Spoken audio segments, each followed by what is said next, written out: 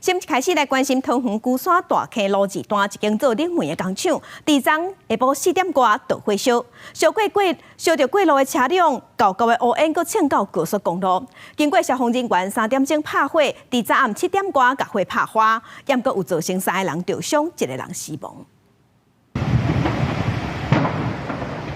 连续的爆炸声一直为横向工厂传过来，过路的民众拢硬气，只好先停落来。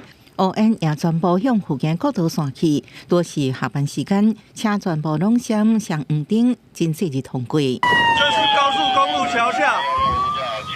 在桃园大溪路一间冷媒工厂，日头下晡4点多，熊熊窜出火迹，因为厂内有冷媒架大量钢板，火势无法度收煞，真气嘛爆炸威力，也佫破及过路的一台车，车窗玻璃拢碎鼓鼓。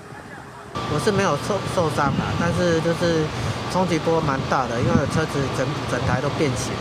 火真大是真美，这场大火也拖到附近其他厂房。它工厂是在对面马路，看它爆出来哈。右手边这边是一个工地，是囤积那个塑胶原料。现在正在燃烧这个都是塑胶原料的。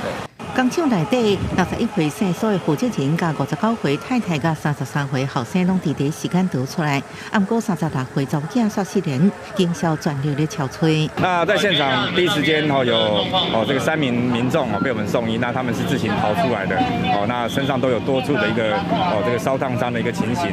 火势在暗时7点10分控制掉了后，消防人员就找到36岁生所的女性，因为已经明显死亡，无送医。